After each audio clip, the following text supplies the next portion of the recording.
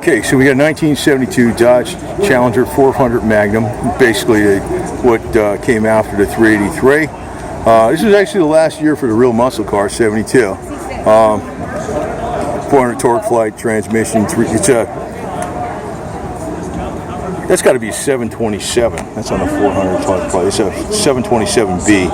It's got electronic ignition, headers, power steering. Krager mags. You got your classic 5-spoke BF Goodrich with wider tires. This is like the classic stance. You don't want it too jacked up. A little jacked up in the back for more weight distribution when you take off. Where it hooks up better. More meat in the back. Beautifully styled car. There was like a serious competition between Plymouth and Dodge back then. Oh man, you think they all work for the same corporation?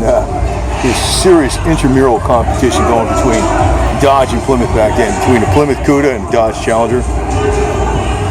But this was the last year basically for when you really had, I mean, I know you went into the 73, 74, but 73 they had those 5-mile-an-hour crash mandated bumpers and stuff, and then there was more emissions regulations. I know they changed the horsepower ratings to net in 72, but they're basically pretty much the same horsepower. There was hardly anything on this thing that was robbing horsepower in 72. There might have been a little less compression.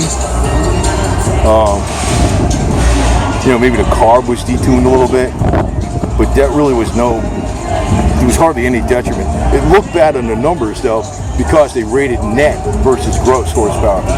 But these things were still prime movers. There's a lot of ladybugs on here too. You can see all the bugs, but they're out in full force today. So, sweet ride.